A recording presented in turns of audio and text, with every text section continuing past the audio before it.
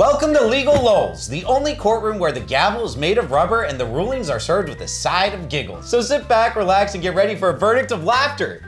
What was that? Oh, I asked ChatGPT to write an introduction for a hilarious legal YouTube show. Well, that was bad. I disagree. Actually, no, I agree. It's bad. I'm just trying to get into the debate spirit now. Okay, well, speaking of the debate spirit, let's go ahead and get into it. Today we're going to be debating AI. Specifically, whether or not the government should regulate it. Come to think of it, we should have a gavel made of rubber though. That's actually some funny stuff.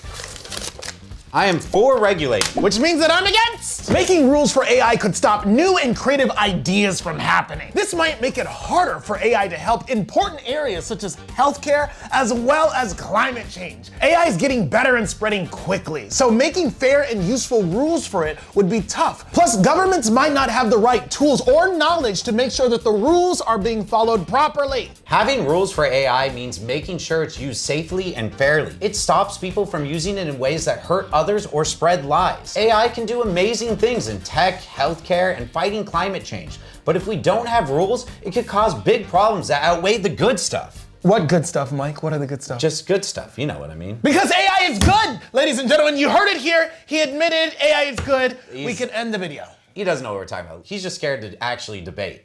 Ooh, I've never been scared to debate in my life. Let's go. Let's go, Mike! Let's go! How can you effectively regulate something that's rapidly evolving so quickly that any laws or guidelines would be rendered basically meaningless by the time they pass? Putting a set of regulations in place now would make it so that we'd at least have a framework to continue updating along with the technology, rather than just letting it be the Wild West until the technology stops evolving, which it will likely never do. Now, Ugo, doesn't lack of proper regulations for the sake of business innovation prioritize economic advancement over the safety of actual human life? Well, Mike, the whole idea of business innovation would be for the overall benefit of human life, such as finding cures for diseases. Don't you want a cure for your disease?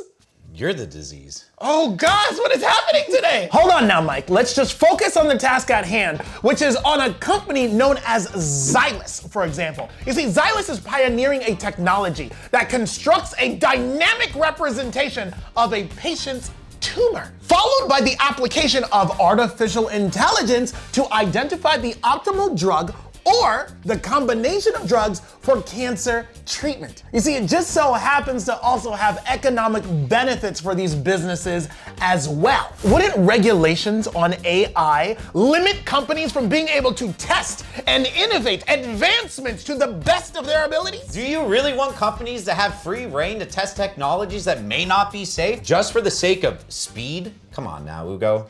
I know you like to talk real fast, but me? Michael, you know fast nothing talker, but speed. no substance. What is happening today? Okay. All right, gloves are off. Let's go. Let's take the US allowing tech companies to test data tracking, for example. Who did that ultimately benefit, Ugo? Tech users? Nope. It benefited the government. Now our personal data has turned into a product for tech companies to sell to the government. How do you justify allowing harmful actors to potentially spread dangerous misinformation with no consequences or oversight? Yes, deepfake technology is a scary concept, but there's already companies out there creating technology that will detect deepfakes. Take Intel, for example. You see, they just launched Fake Catcher that uses high-tech wizardry-like machine learning to spot fakes faster than you can say counterfeit calamity. So say goodbye to knockoffs and say hello to genuine reliability in your tech gear. Also, have you seen that one deepfake technology that shows you what your baby would look like with your face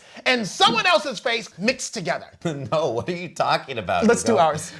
I'm not giving my data to this AI. You don't want to know what our baby would look like? You don't want that. Well, Mike, what about global competition? See, if America decides to do all the regulating and another country, such as China, for example, does not, won't that set us back within the global market? Great question, Ugo. I ask very good questions all the time. Europe has already made headway with introducing the artificial intelligence Intelligence Act. And key points in this act include requirements for AI systems to meet certain standards of transparency, accountability, and robustness. And it establishes a European Artificial Intelligence Board to make sure the rules are followed. Also, America needs to lead the charge to work globally with other countries on AI regulation, since AI is a technology that is used internationally and spans across borders. Don't you agree that it's to everyone's benefit to simply introduce the concept of transparency so that the public is aware of when something is AI generated?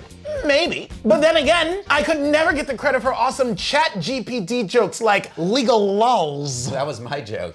And I am going to take the credit for it since you've taken the credit for everything that I've done successfully in life. Private companies are already developing technology to help detect and counteract the misuse of artificial intelligence. So why do we need the government to step in if private companies are already making these countermeasures? Ugo, if a tree fell in the forest and only Jeff Bezos was there to hear it, would you trust him not to unethically try to sell it at a high cost? We can't rely on big tech to guide society's moral AI compass. We need the government to have the ability to intervene when it comes to potential issues. Wouldn't knowing that AI is safely regulated by the government increase the public's overall trust and willingness to accept any emerging technology that could be beneficial to them? Do you really think that people trust the government? I mean, let me tell you, according to a Pew Research, and yes, I know what Pew is. You looked it up finally. According to the Pew Research, only 15% of people trust the government these days, which is a near historic low. Maybe if Taylor Swift was the one implementing regulations, then the public would get on board.